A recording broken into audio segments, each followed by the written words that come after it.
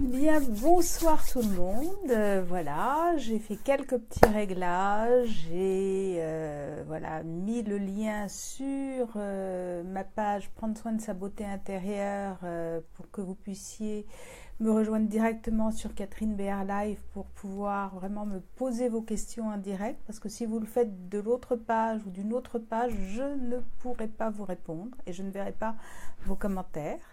Voilà, alors, comme il y a des mots qu'on ne peut plus utiliser sur Facebook, donc si vous avez envie de... Voilà, si vous avez envie de... Voilà, si vous avez envie de... Voilà aussi, vous pouvez... Vous pouvez faire tout ça, hein, c'est un peu codé, mais j'imagine que maintenant vous commencez à avoir un peu l'habitude, voilà, du code, puisque voilà, il y a des mots à bannir, sinon après on est remis un peu au rebut par le nouvel algorithme de Facebook. Donc on va éviter de se fâcher avec Facebook et on va faire pour le mieux pour que il soit content et que nous continuions à nous voir et à pouvoir justement partager ces lives. Alors, on va laisser... Pardon, je vais boire un petit peu.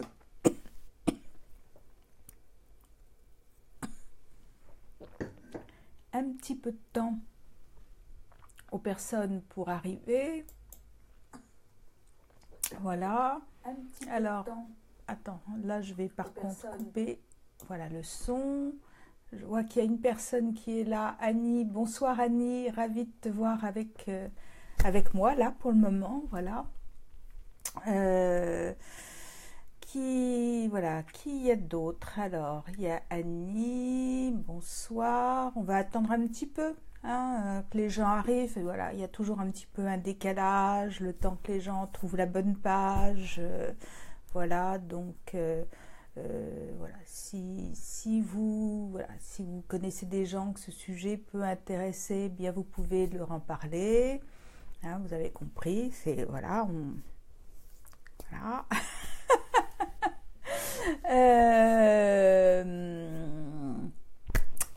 Qu'est-ce que je veux dire? Donc voilà, pour qu'ils puissent nous rejoindre aussi. Sinon, bien, vous leur parlerez du replay. Hein, ils pourront toujours le revoir éventuellement. Donc voilà, Annie, j'espère que tu vas bien, que je crois que tu es sur notre groupe, donc des bulles d'essentiel, donc j'espère que le sujet de la semaine t'inspire et que tu avances, voilà. Alors, mais là c'est un autre sujet, c'est un autre débat. Voilà. Je meuble un peu, voilà, le temps de voir s'il y a des personnes qui arrivent ou pas, sinon de toute façon, bon bah je commencerai et les gens me prendront en route ou regarderont le replay. Donc toi tu me connais Annie, mais pour les personnes qui vont prendre le replay en route, enfin, qui vont prendre le live en route, voilà, je me présente, donc je m'appelle Catherine Béard, je suis accompagnatrice psychocorporelle et aromatologue. J'ai donc été formée par le docteur Claude Imbert aux mémoires de la vie intra-utérine. Et depuis quelque temps, donc, j'ai décidé de parler sur le sujet de l'enfant non désiré. Et puis, on est arrivé aussi aux jumeaux perdus. Voilà, parce que l'autre jour, voilà, je regardais un petit peu ce qui se passait sur la toile et c'est un sujet qui a l'air d'intéresser, qui avait l'air d'intéresser du monde et qui est toujours assez interpellant. En fait, on se rend compte qu'il y a beaucoup de grossesses gémellaires, il y a plus de 25% de grossesses gémellaires qui passent inaperçues. C'est-à-dire que dans le tout début de la grossesse, c'est-à-dire dans les premières semaines de la grossesse, souvent il y a quelques pertes de sang. Et en fait, c'est une évacuation déjà d'un œuf qui n'est pas ou pas fécondé ou qui a été fécondé mais qui est reparti. Et la mère prend ça pour des saignements et ne s'en soucie pas. D'ailleurs, les médecins ne s'en soucient pas souvent. Et en réalité, c'est parfois le signe d'une grossesse gémellaire qui s'est interrompue. Alors parfois, quand plus tard, voilà, quand le bébé va arriver et va naître, dans certains placentas, il y a parfois une fossilisation aussi du bébé, enfin de l'ébauche du bébé qui était là et qui accompagnait le bébé qui naît. Et vous allez voir qu'il va se passer plein de choses dans ce ventre de la maman. Pour ma part, moi, ça fait quand même maintenant allez, plus d'une vingtaine d'années que j'accompagne des personnes dans ce domaine et que j'utilise cette méthode. Bonsoir Monique, bienvenue donc sur ce live. Et donc oui, donc je disais, ça fait déjà quand même maintenant plus d'une vingtaine d'années que j'accompagne des personnes dans ce cadre de la thérapie. Lorsque l'on va en état de relaxation à la rencontre de ce tout petit bébé, voilà, in utero, et qu'on lui demande, voilà, souvent, ben voilà, qu'est-ce que tu vois, qu'est-ce que tu ressens, eh bien, il y a des formes symboliques qui se présentent en fait à la personne qui est en état de relaxation, et très souvent sont des représentations donc ou du jumeau ou de la jumelle sous une forme. Par exemple, parfois on voit une grande oreille, ou ce que j'ai eu aussi, c'est des formes d'haricots, ou un regard, ou un sourire, ou une forme un peu rouge, ou quelque chose de plutôt sombre. On voit du sang, on voit une masse noire, on voit quelque chose où on sent qu'il y a une présence, mais on n'arrive pas à déterminer ce que c'est. Et c'est ce qui donne un petit peu le signe qu'il y a eu présence, donc gémellaire, in utero. Alors, vous savez que dans les jumeaux, il y a les vrais puis il y a les faux jumeaux. Alors, les faux jumeaux, normalement, ils sont dans des poches différentes. Hein, et puis les vrais jumeaux, ben, ils sont dans la même poche. Les trois quarts des gémellités sont souvent des gémellités hétérozygotes, c'est-à-dire dans des poches différentes. Mais le bébé, lui, quand il est dans le ventre de maman, il ne fait pas cette différence. Hein. On va le lui expliquer plus tard quand il sera adulte et qu'il va venir consulter. Mais dans le ventre de maman, il ne fait pas la différence. Et quand il y a ce moment où bien le bébé, l'autre bébé, l'âme de l'autre bébé, voilà, on va même pas dire le bébé, du fœtus à ce moment-là, ou même pas du fœtus, de l'embryon, décide de partir, eh bien, énergétiquement, le bébé qui reste va avoir un ressenti, va avoir une perception qui va l'emprunter, et à partir de là, il va mettre un scénario bien sûr de survie, et en fonction de ce qu'il aura perçu, de ce qu'il se sera dit à ce moment-là, eh bien ça va avoir un impact après lorsqu'il va grandir.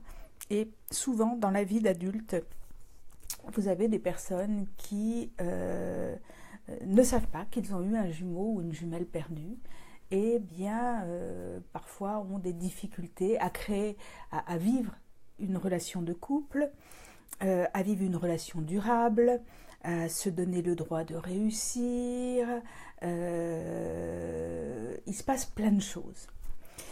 Et la plupart du temps, il y a aussi une grosse peur de l'abandon qui est une des conséquences de cette perte du jumeau, parce que ce petit bébé qui reste, ce petit embryon qui reste, bien lui, il croit qu'il va être seul et qu'il ne va pas, que pour lui, ça va plus être possible de vivre, et qu'il y a un risque aussi pour lui. C'est-à-dire que lui aussi, il risque de mourir.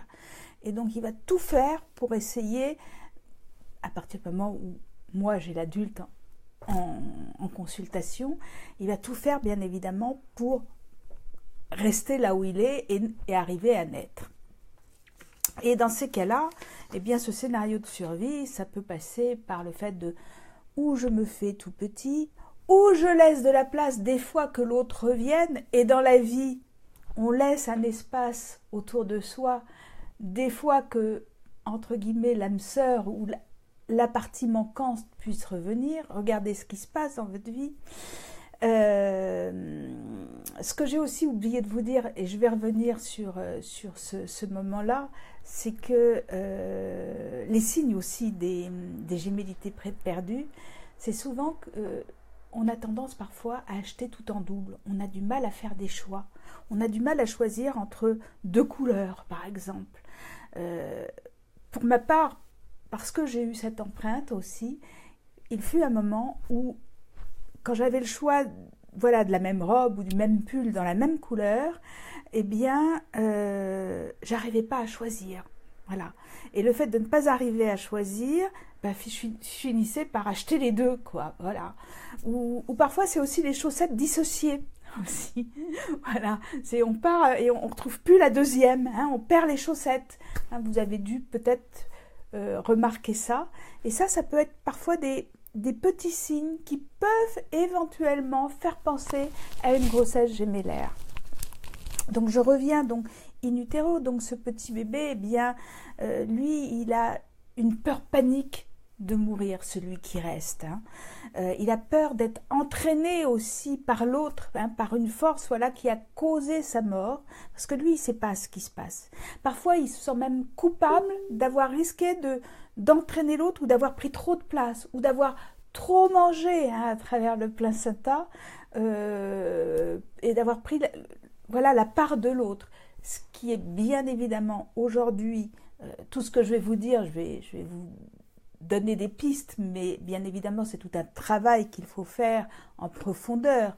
Mais le petit bébé, le petit embryon in utero, lui, il ne sait pas, il n'a pas toutes ces informations-là. Parce que s'il avait eu ces informations-là, vous pensez bien qu'aujourd'hui, il n'y aurait pas de problème limitant dans sa vie, qu'il vivrait une vie absolument géniale. Sauf que ce n'est pas le cas, c'est souvent pas le cas. Bonsoir Christophe. Tu prends le train en route et c'est très bien, et puis ce qui te manquera, tu le verras en replay, il n'y a aucun problème, merci d'être là.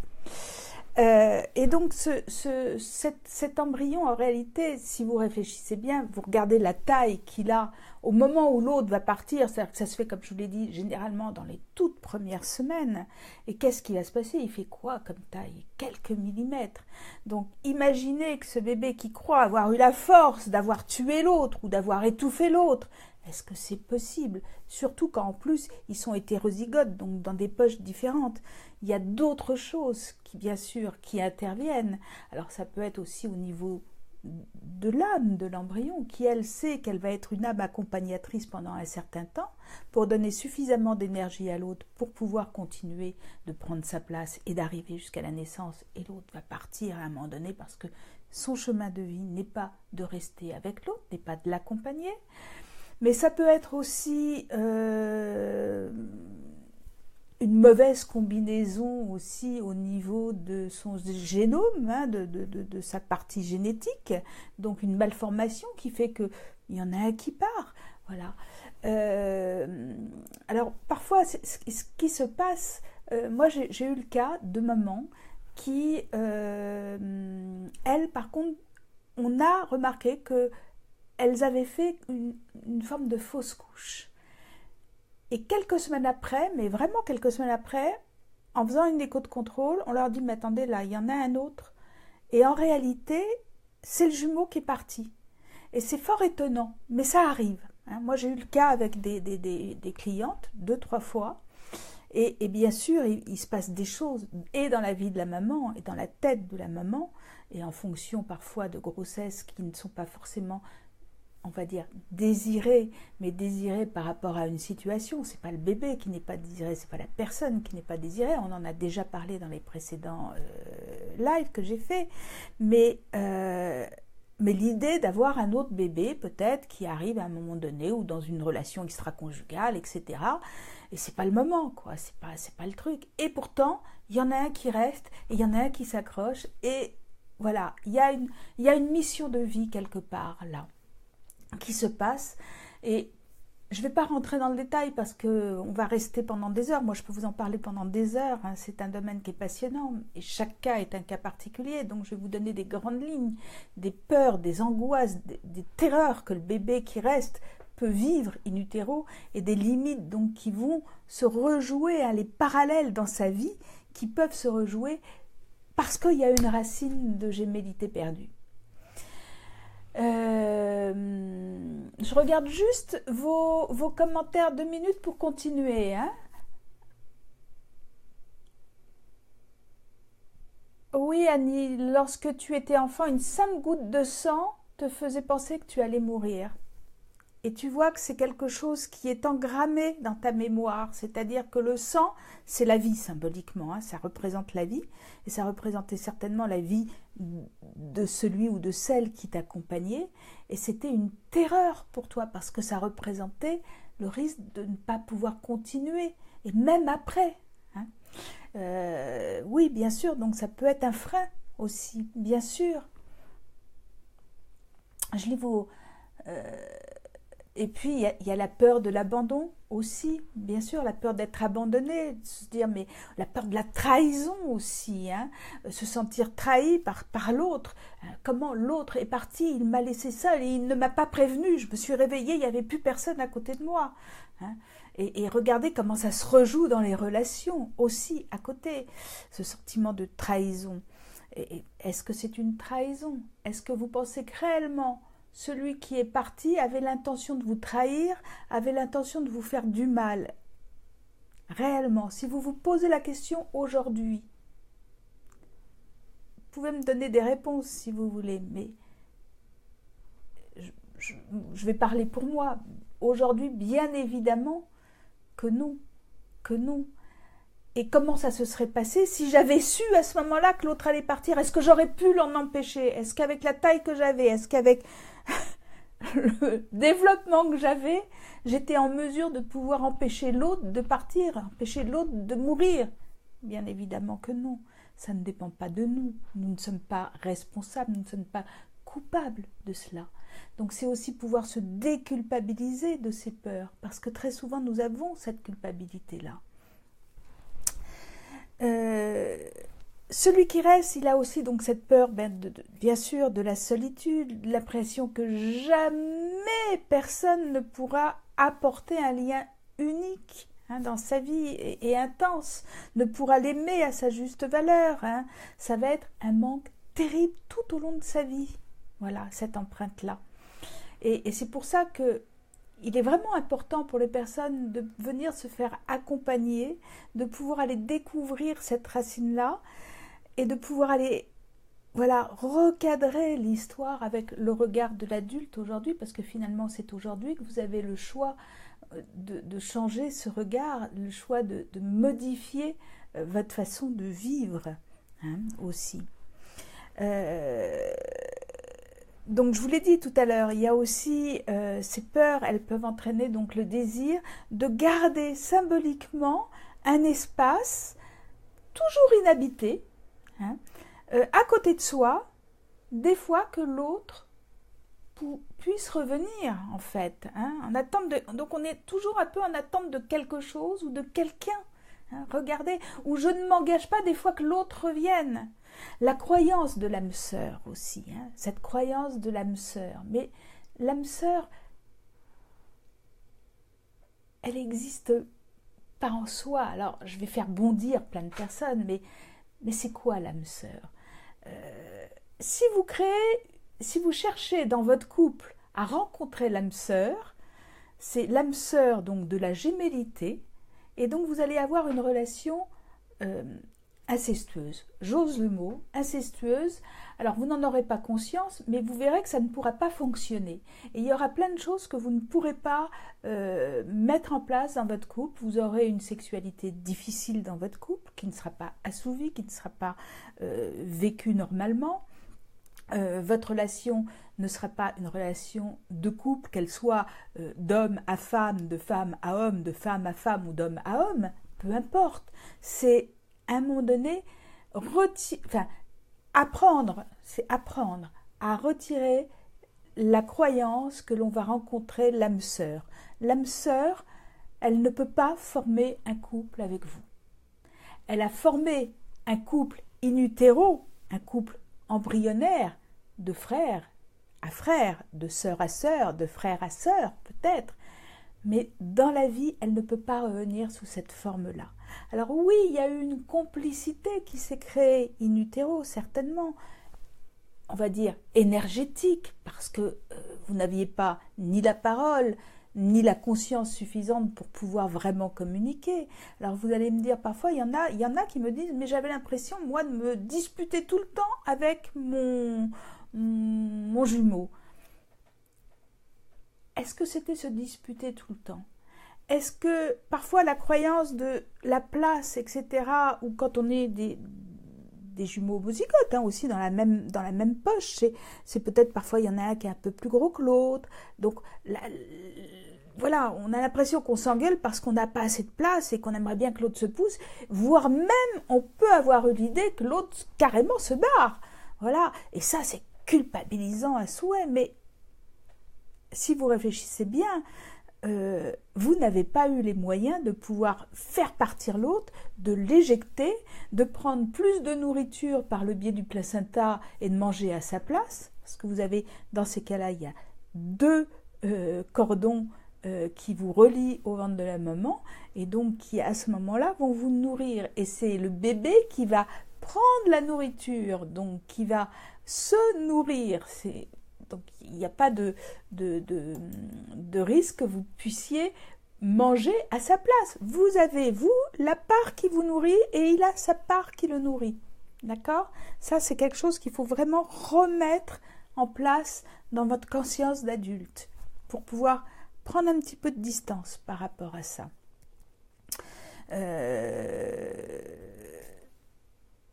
Donc cette peur ou cette croyance d'avoir tué l'autre va bien sûr générer une décision de devoir vous saboter et donc de mourir, de vous punir.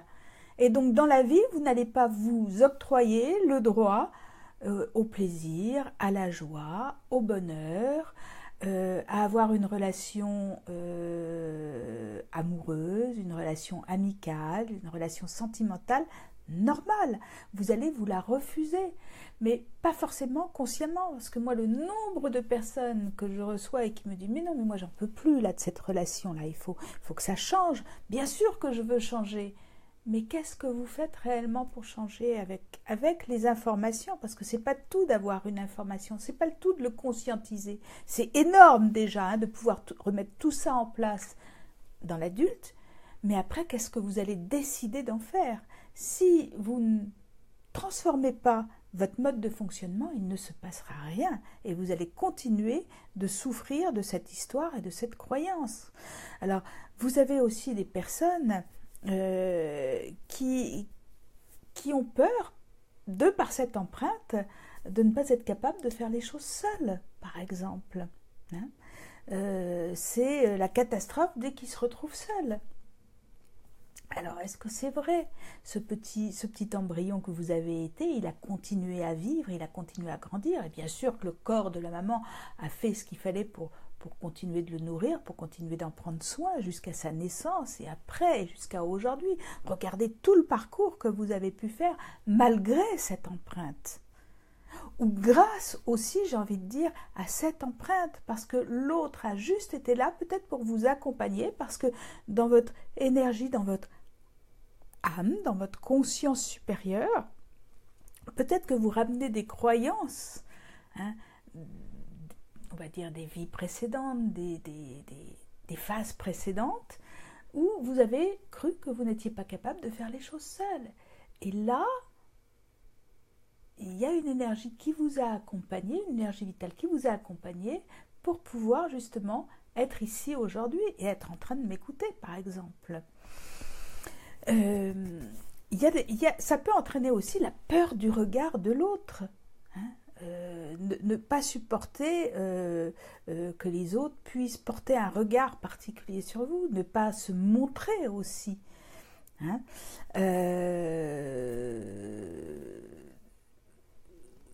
On peut avoir des pulsions donc d'autodestruction pour rejoindre ce jumeau perdu. On a peur d'être nuisible aussi pour les autres. Regardez tout ce que ça peut entraîner et regardez peut-être les empreintes si ça vous parle dans votre vie par rapport, je dirais, à votre mode de fonctionnement. Je m'arrête un petit moment, je lis vos commentaires et je reprends. Alors,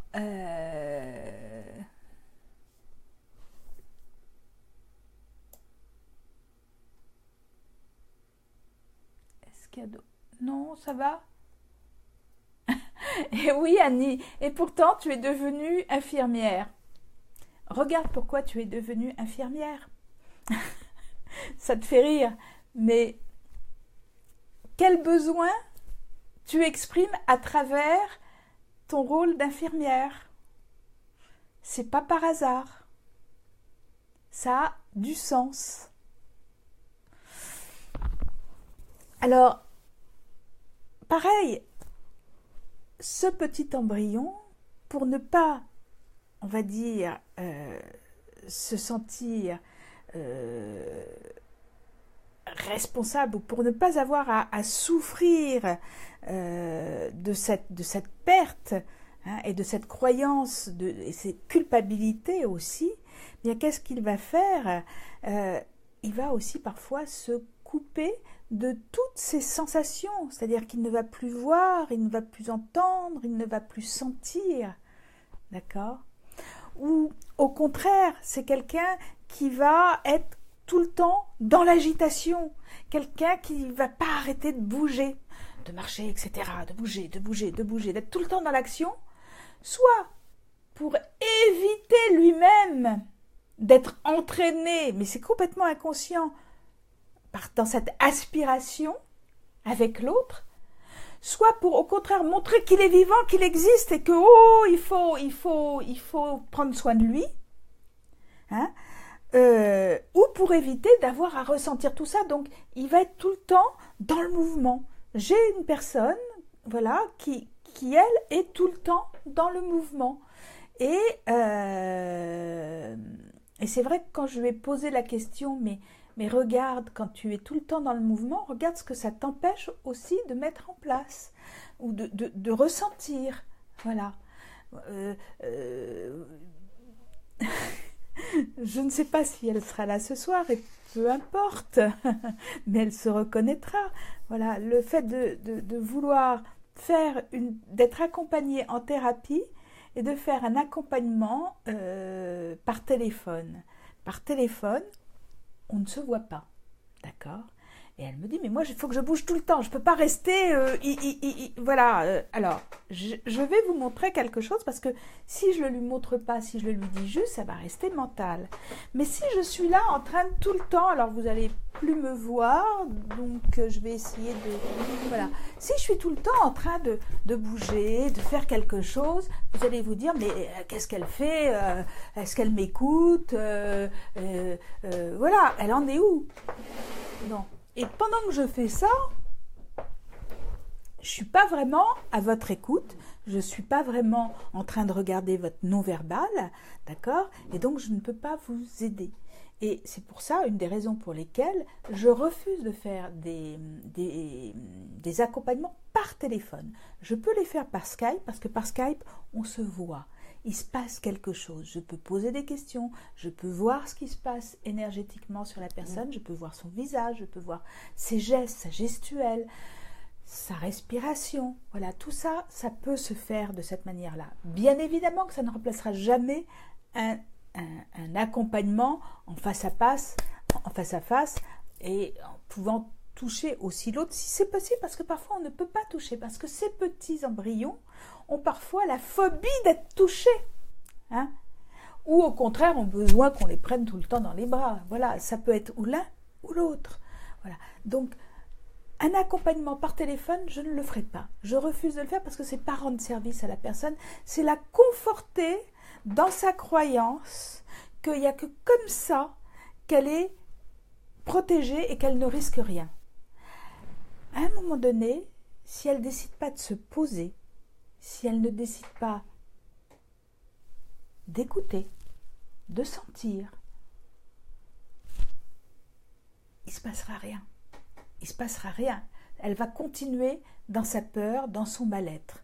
Et c'est ça qui est dommage. Mais c'est un choix, et parfois les personnes ne sont pas prêtes à faire ce cheminement-là. Mais c'est pour ça qu'il faut être accompagné. Il faut être accompagné avec quelqu'un de bienveillant qui va être là pour, pas à pas, vous emmener vers cette façon de vous poser, de pouvoir regarder en prenant de la distance aussi ce qui s'est réellement passé pour reconstruire.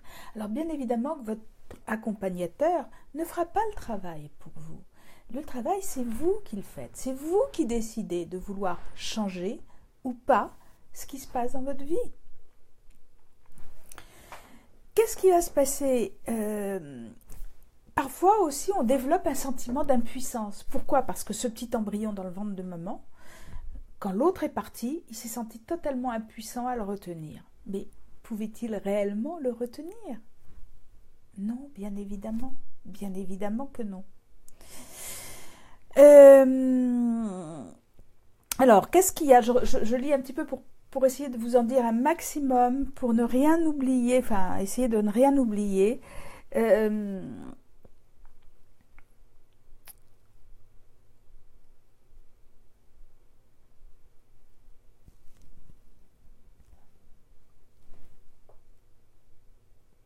Oui, donc en fait, ce petit, voilà, ce petit embryon qui va grandir, hein, qui va devenir l'adulte que vous devenez aujourd'hui, eh bien, vous allez voir que dans votre vie, vous allez vivre des situations dans lesquelles vous allez vous sentir limité.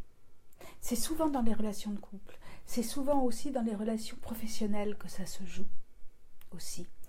Dans le moment aussi où on s'accorde de réussir, on s'accorde de recevoir. Hein, ces croyances-là, hein, on rejoint toujours les croyances de non-désir aussi, puisque ça j'en ai déjà parlé dans les webinaires précédents, dans les lives précédents.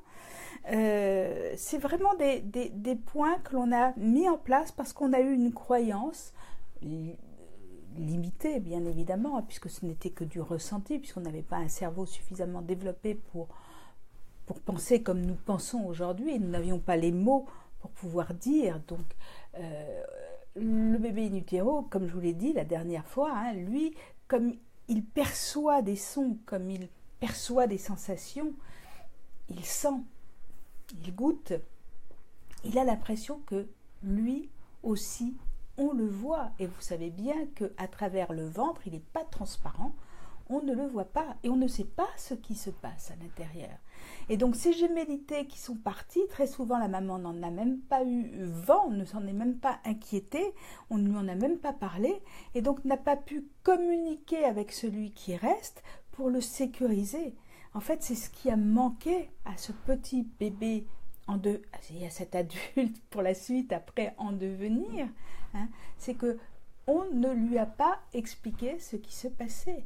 Donc, cette empreinte, elle s'est, voilà, imprimée, on va dire, en même temps, elle est là par rapport à une croyance qui s'est mise en place in utero, et on va la traîner toute sa vie en se développant, parce que c'est aussi notre protection, c'est aussi notre scénario de survie, hein, et ce scénario de survie qui nous a permis de grandir, d'avancer aussi, hein, de nous développer, eh bien, aujourd'hui, il arrive à être un moment où il devient mais franchement limitant et il nous fait rester dans une zone dite de confort qui est fort inconfortable. Et aujourd'hui, l'accompagnement que l'on vous propose, quand on vous fait travailler justement sur ces mémoires-là, eh bien, c'est de pouvoir vous permettre de prendre de la distance par rapport à ça, de recadrer cette histoire et de reprendre les rênes de votre vie, de redevenir acteur et de reprendre votre place, de pouvoir reconstruire, voilà, des relations avec des relations de couple, des relations amicales, des relations affectives, avec le monde qui vous entoure et surtout avec vous-même, c'est-à-dire de pouvoir refaire un couple intérieur aussi avec vous-même, de vous reconstruire, de retrouver votre équilibre. Hein, donc de vous sécuriser pour ça. C'est ce qu'on va faire, hein, en thérapie, c'est-à-dire que par des méditations, par des questionnements, par la présence, je dirais, de l'accompagnateur qui sera avec vous, eh bien ce sera une façon de pouvoir, à votre rythme, vous emmener d'abord pour vous sécuriser dans une voie de ce qu'on appelle une voie de changement, pour pouvoir passer après à la voie de transformation. Et ça va prendre un certain temps parce que tout le monde ne va pas au même rythme. Et il y a des personnes qui, pour X raisons, ne dépasseront jamais ce cadre-là parce que les peurs sont trop grande, voilà, mais c'est leur choix, c'est leur choix. Hein. Il n'y a pas de bon ou de mauvais thérapeute. Hein. N'oubliez pas que vous avez votre part là de responsabilité dans les choix que vous faites par rapport aux accompagnements que vous avez et que vous avez aussi la liberté de dire voilà de quoi j'aurais besoin et de pouvoir en discuter avec l'accompagnateur qui est avec vous parce qu'il ne détient pas la science infuse, il n'a pas la vérité, d'accord? Il n'a pas à vous dire il faut faire comme ci ou il faut faire comme ça, il est juste dans la suggestion, il vous montre juste par des images, par votre corporalité aussi, hein, comment ça fonctionne dans votre corps, dans votre ressenti, il vous guide, mais c'est tout, c'est tout. Je fais une petite pause, je regarde, est-ce que vous avez des questions par rapport à ce que je vous ai dit?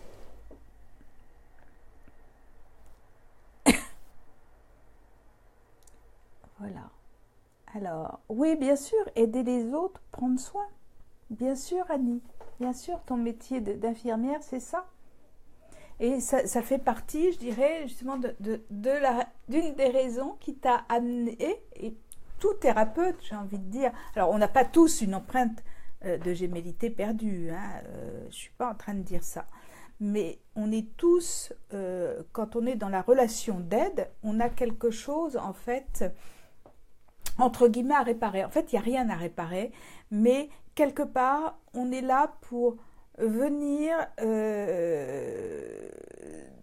donner cette part manquante que nous avons eue. Voilà, ou tout au moins de cette façon-là, on reçoit de l'attention aussi.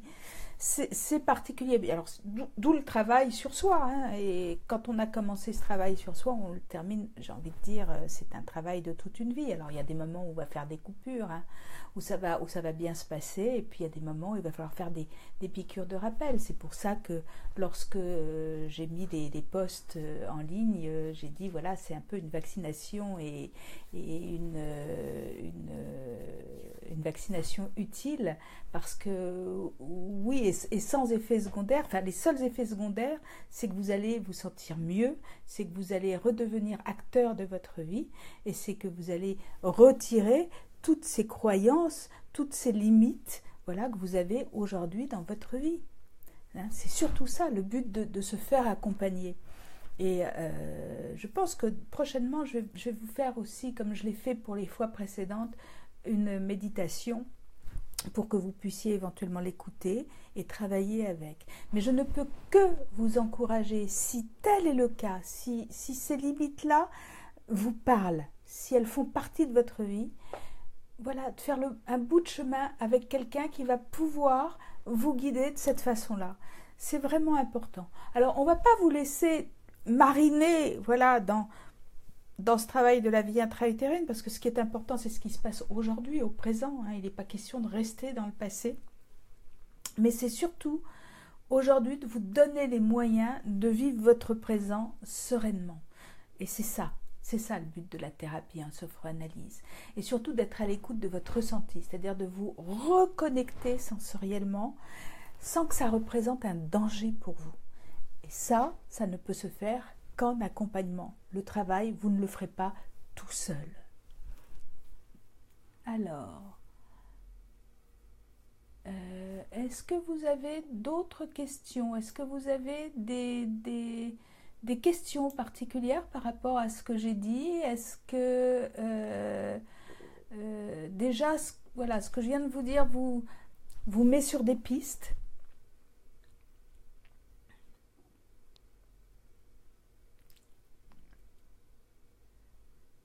J'attends un petit peu parce qu'il y a toujours un petit décalage.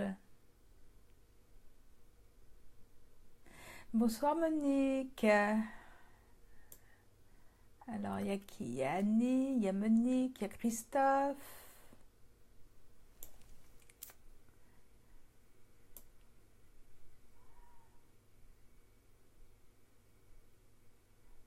Voilà, donc moi je vous invite vraiment à réécouter, voilà, le replay de ce live, de prendre des notes, de regarder, de faire un petit bilan dans votre vie.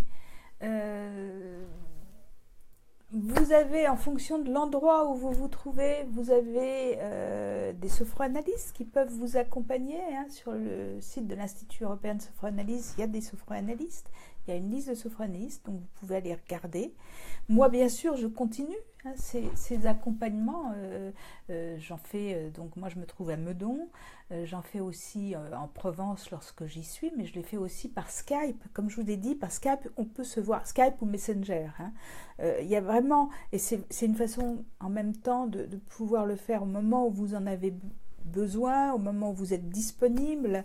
Voilà, donc c'est une façon de pouvoir aussi communiquer et qui est aussi très intéressante. Et croyez-moi que quand on a retiré la peur de se dire ah là là mais c'est un écran mais tu seras pas là pour pouvoir, non, retirez-vous vraiment ces croyances là et vous allez voir, faites un essai. Moi je vous propose d'ailleurs dans ces cas-là, ce que je vous propose c'est je vous offre une séance gratuite. Voilà, on fait un bilan ensemble, on voit comment ça se passe, d'abord si ça se passe bien entre nous, hein, si vous avez envie que je vous accompagne pas, et puis après vous décidez, on décide d'un mode de fonctionnement ensemble. Vous pouvez vous arrêter avec la méthode de la sophroanalyse. Ce qui est bien, c'est que vous pouvez vous arrêter quand vous le désirez, j'ai envie de dire.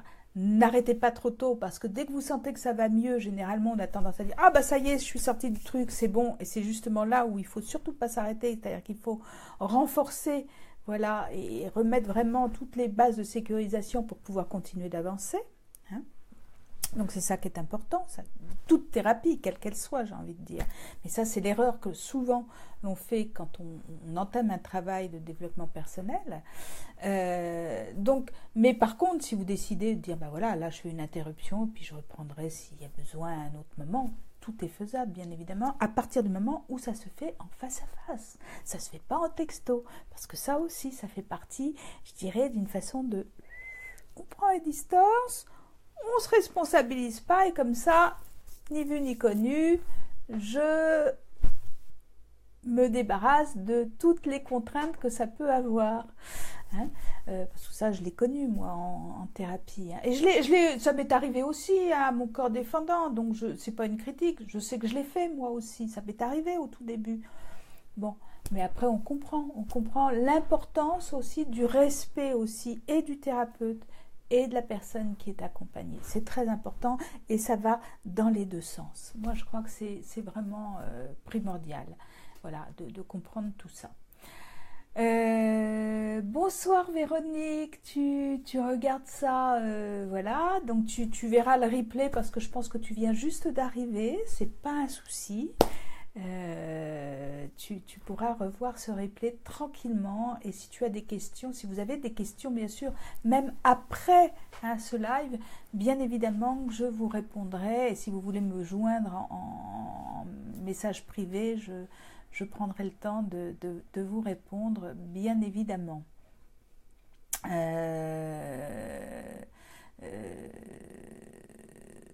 Qu'est-ce que je voulais vous dire d'autre? Je regardais les messages sur l'autre écran pour voir un petit peu ce que vous me racontiez. Donc oui, ben ce live, j'espère donc que ça vous aura parlé, que ça vous aura permis, voilà, d'y voir un petit peu plus clair, de comprendre, voilà, un petit peu les racines et les conséquences d'une gémellité perdue.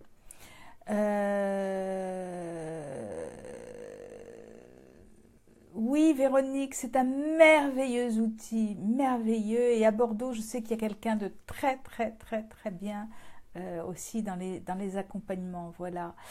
Donc voilà, moi j'avais envie de vous parler de ce thème-là qui me tient à cœur. Comme je vous l'ai dit dans la petite lettre, le document que j'ai joint par rapport au live, j'ai dit il n'y a pas de hasard, je ne crois pas au hasard. Ayant été moi-même avec cette empreinte-là, ayant eu aussi cette croyance d'être arrivé comme un cheveu sur la soupe, d'être un accident, plus une histoire un peu compliquée, bref. Cette histoire de gémellité, elle n'est pas arrivée par hasard, puisqu'elle est arrivée quelques jours juste avant mon anniversaire. Alors, pour ne pas tout vous dire, c'est demain. Voilà, et que arrivé voilà à ma 63e année, eh bien, je pense qu'il était temps que je refasse une petite piqûre de rappel parce que ces derniers temps, j'ai vécu des choses, euh, on va dire, pas si évidentes que ça. Et aujourd'hui, voilà, je refais le lien avec ces empreintes-là. Comme quoi, de temps en temps, ben, on oublie, voilà. Donc, aller rebosser sur le sujet, et ben c'est génial, voilà. Et c'est pas parce qu'on est thérapeute et accompagnateur qu'on n'a pas à retravailler et à continuer de travailler sur soi. Au contraire, bien au contraire, parce que sinon, eh bien, on est limité dans les accompagnements que l'on fait. Et c'est bien aussi d'avoir l'humilité de le reconnaître, voilà.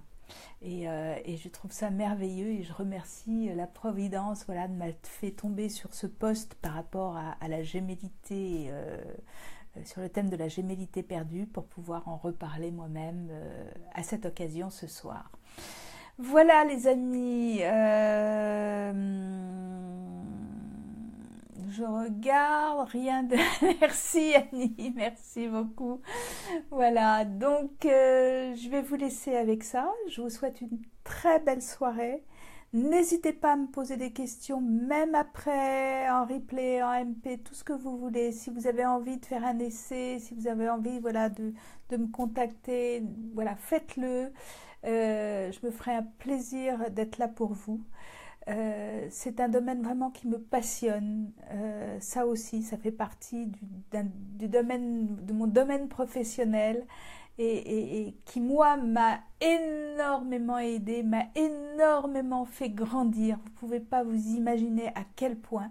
Je ne remercierai jamais assez Claude Imbert, voilà, d'être passé dans ma vie et de m'avoir permis de faire cette formation et de m'avoir accompagnée pendant un bout de temps aussi et de continuer à être là aujourd'hui indépendamment, voilà, voilà, amicalement aussi. Voilà, donc pour moi c'est vraiment un super outil et voilà, j'ai envie de le partager parce que les bonnes choses, ça se partage. Voilà les amis, je vous embrasse tous très très fort. Et puis je vous souhaite une très belle soirée. Je vous dis à très très vite. Bonsoir.